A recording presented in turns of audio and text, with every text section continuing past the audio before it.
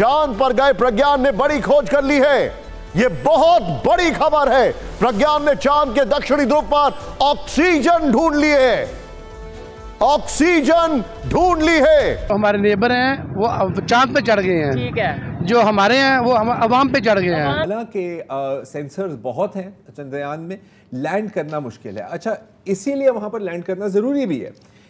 इसका मतलब है कि ये एक बहुत बड़ा चांस है और ये 2008 में कंफर्म हुआ था कि उन क्रेटर्स के अंदर आपको मिलेगी। अच्छा, आप पूछ सकते हैं कि यार बर्फ मैं दे देता बर्फ, मैं दे देता बर्फ, मेरे सांचे से ले लो बर्फ, क्या ऐसी क्या बात है, पूरा हिमालय पड़ा हुआ है, बर्फ निकाल लो अंदर से। गाइस, चंद्रयान ने साबित कर दिया कि वो दुनिया में नंबर 1, गाइस हिस्ट्री कायम कर दी इंडिया ने। इसी के साथ साथ चांद पर ऑक्सीजन होने का भी सबूत मिले हैं प्रज्ञान रोवर को। सोर्सेज मैं इंडिया खुद गया हूँ 20 साल पहले। ये जो फुटपाथ है ना, यहाँ पे सब सारे भरे होते हैं, लोग सो रहे होते हैं, इतनी गुर्बत है वहाँ पे। सवाल ये पैदा हुआ था कि साइंसदानों को चांद पर पानी की मौजूदगी में इतनी दिलचस्पी क्यों है। बंदा वहाँ पहुँचता है, प्यास व्यास लगे पानी पी ले। इंडिया चांद पर पहुँच गया, हम यहाँ पर लड़ रहे हैं। बस वे लो ये चांद में भाई कहाँ पहुँचना है यार, आपने बिल नहीं सुना, बिल का क्या रोल है। वो चांद पर पहुँच गए यार, हम मोटरसाइकिल में नहीं बैठ सकते, अब कह रहे चांद पहुँच गए। ठीक हो गया, यानी इंडिया साइकिल से पहुंच गया चांद पे और हम फिर दोबारा जो उनसे अगर गाड़ियों पे आए थे तो गाड़ियों से दोबारा साइकिल पे आ गए। हम दोबारा साइकिल पे आ रहे हैं, हमारा रिवर्स गियर लगा हुआ है। चांद पे किसी ने जाना है भाई? नहीं जा सकते। नहीं, चांद पे कौन जा सकता है? हम सोच भी नहीं सकते, वो चले गए। नहीं, चांद पे नहीं जा सकता। सर, सबसे पहली बात है कि इंडिया तो चांद पे चला गया है, लेकिन वो जन्नत में नहीं जा सकता। क्यों? वो जन्नत में तो हम जाएंगे, हम मुसलमान हैं। जय हिंद दोस्तों, आप सबको इंडिया में जान पर स्वागत है। दोस्तों, आप सबको पता होगा कल इसरो ने एक बहुत बड़ा गुड न्यूज़ दिया था और एक तरीके से आप कह सकते हो हमारा प्रज्ञान रोवर को चांद पर ऑक्सीजन मिला है। हालांकि चांद पर पानी ढूंढने वाले पहले भी हम थे, लेकिन नासा ने वो क्रेडिट खा लिया।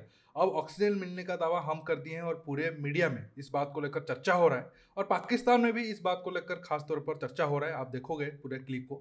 और पाकिस्तान में ऐसे लोग भी हैं जो अब तक मान नहीं पा रहे हैं कि भारत चांद तक भी पहुंच गया है। वैसे जो नमूने हैं उनको भी आप देखोगे। पहले आप कंप्लीटली वीडियो देख लीजिए, फिर आखिर में दोस्तों इस टॉपिक पर डिटेल्स में बात करते हैं। दोस्तों, आप सबसे रिक्वेस्ट है कि ये वीडियो को ज़्यादा से ज़्यादा लाइक शेयर करिए। इस वीडियो के लिए मैं 3000 लाइक का उम्मीद रखता हूँ। मुझे पता है आप सब कर दोगे। ये क्या अजीब सवाल है, बंदे असल में नहीं, इसका हर चीज का जवाब है। वैसे इन्होंने जो ये काम किया है इसके पीछे बड़ी लॉजिक है। इतना तवील सफर करके गए हैं वो ऊपर चांद पे पानी पीने, चांद पे गए, बंदा प्यास लगे असल में। हाँ, तो इसकी पानी में दिलचस्पी क्यों है, ये सवाल था ना। तो इसका जवाब ये है कि असल में साइंसदान चांद पर तवील अरसे के लिए खलाबाजों को रखना चाहते हैं, यानी कि वहां पर मिशन हो, वहां पर काम हो, वहां पर ही ये रहें। अगर यहाँ पानी मिल गया तो इसकी वजह से पानी का, पीने का जो पानी है उन्हें मुयसर हो जाएगा। और हाउसिंग सोसाइटी अगर डेवलप करनी है चांद पे तो उसके लिए तो उसमें हम आगे होंगे, उसमें हम आगे अच्छा, इसके अलावा इस पानी के जरिए वो साइंसी आलात को ठंडा भी रख सकेंगे, जो कि जाहिर है वहां पर एयर प्रेशर होगा, गर्मी होगी, जो भी है मैकेनिज्म्स उनके जो है वो कंट्रोल में रखने के लिए पानी की जरूरत होगी। उसके लिए जमीन से भी मतलब भारी मिकदार में पानी नहीं ले जाना पड़ेगा, अदरवाइज तो इन्हें फिर जमीन से भारी मिकदार में पानी ले जाना पड़ेगा। वो एक एडेड वेट है उनके साथ। अच्छा, इसी तरह पानी के अनासर को अलग करके उसमें से ईंधन के लिए हाइड्रोजन और सांस लेने के लिए ऑक्सीजन निकाली जा सकेगी अगर वहां पर पानी मिल गया तो। कि एक बहुत बड़ी न्यूज़ निकल कर आ रही है कि हमारा पड़ोसी मुल्क इंडिया चांद पर पहुंच गया है। चांद की रोशनी हमारा, अगर कैमरामैन दिखा सके चांद की तरफ जूम करके, तो चांद किस तरह से चमक रहा, वहां पर अभी इस टाइम इंडिया होगा, इंडिया का रोवर वहां पर काम कर रहा होगा। क्या कहना चाहेंगे? मुझे तो वो चांद देखकर वो गाना याद आ गया पुराना, 14वीं का चांद हो या आफ्ताब हो। इंडिया ऐसे ही बस फेक है, ऐसे ही ये ब्लंडर कर रहा है। कोई इंडिया कहाँ जा सकता है? चांद पे नहीं जा सकता। नहीं, चांद पे पहुँचना इतना आसान काम नहीं है। क्यों सर? अमेरिका, वो रशिया ने भी पहले ऐसे ही वो ब्लंडर किए, ऐसे ही वो, हालांकि इतनी सुपर पावर है। अमेरिका भी जा चुका, अमेरिका के एस्ट्रोनॉट भी वहाँ पे नो वे आउट नहीं जा सकते। नहीं, फेक ऐसे ही। पूरी दुनिया तस्दीक कर रही है। अगर मैं बात करूँ तो पूरी दुनिया इंडिया के हक में थोड़ी सच बोल सकती है। नहीं, दुनिया का क्या है, दुनिया पे आपको भी अपने लिए, अपने चैनल के लिए कोई ना कोई मसाला चाहिए होता, कोई न्यूज़ चाहिए होती। इसी तरह ही है, जैसे हमें अपने बिजनेस के लिए कोई वैरायटी चाहिए होती है, आपको भी वैरायटी चाहिए। सर, ये ऑथेंटिक न्यूज़ है कि नहीं है कि इंडिया चांद पे पहुँच गया? मेरे ख्याल में नहीं आया। सर, अगर मैं आपको कहूँ कि ये 100% ऑथेंटिक न्यूज़ है, फिर नहीं है कैसे? आप कैसे कह सकते हैं? आप कैसे श्योर हैं? आप सर, मैं इस तरह से श्योर हूँ कि एक पूरी दुनिया तस्दीक कर रही है, नासा तस्दीक कर रही है, उसके बाद पूरी दुनिया मुबारकबाद दे रही है।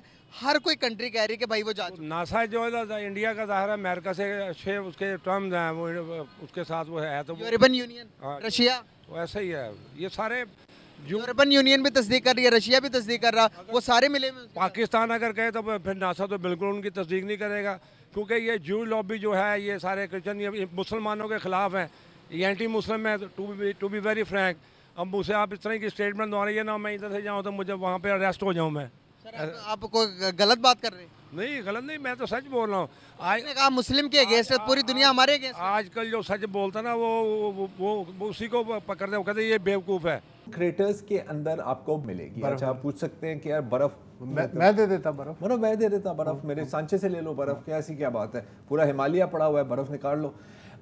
उसकी ज़रूरत आपको इसलिए पड़ती है कि अगर किसी दिन आपने चांद के ऊपर एक कॉलोनी बनानी है, ठीक है, तो पानी चाहिए। हाँ, ना सिर्फ पीने के लिए बल्कि पानी से आप हाइड्रोजन एक्सट्रैक्ट कर सकते हो और उसको आप फ्यूल के लिए भी इस्तेमाल कर सकते हो। और इसीलिए चंद्रयान के पास एक पूरी वो इक्विपमेंट भी है और एक रोवर भी है, और बल्कि वो रोवर अब एक्टिव भी हो गया है। तो फ्यूचर ऑफ स्पेस एक्सप्लोरेशन के लिए ये बहुत एक अहम बात है। अच्छा, अब ये तो बात हो गई चंद्रयान की, हमारा भी एक स्पेस प्रोग्राम है और भारत से पहले लॉन्च हुआ था, उसका क्या हुआ? दोस्तों, आपने वीडियो देखा। हालांकि पाकिस्तान में लोग ऐसे हैं जो तारीफ कर रहे हैं। काफी खुशी की बात है कि उनके जो मेन स्ट्रीम मीडिया में बस 1-2 चैनल और 1-2 एंकर को छोड़कर बाकी किसी ने भी चंद्रयान 3 का क्रिटिसाइज नहीं किया है। सबने उसने उसका तारीफ किया है और बताया है कि आगे जाकर चंद्रयान 3 के जरिए भारत को और पूरे दुनिया को क्या क्या फायदा होगा।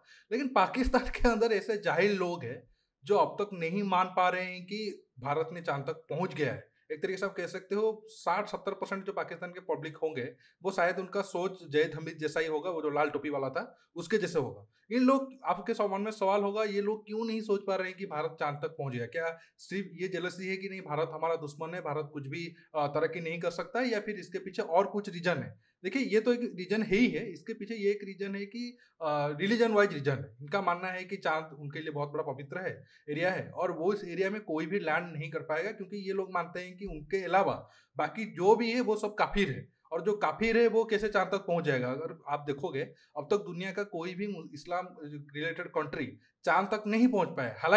हालांकि पिछले साल यूएई ने कोशिश किया था। हालांकि यूएई, आप सबको पता होगा, उनके पास तो पैसा है, जितने साइंटिस्ट थे वो सब बाहर से थे, मतलब नाम तो यूएई का था और पैसा तो यूएई डाल रहा था, लेकिन जो काम कर रहे थे उसमें से 80-90% बाहर के देश थे।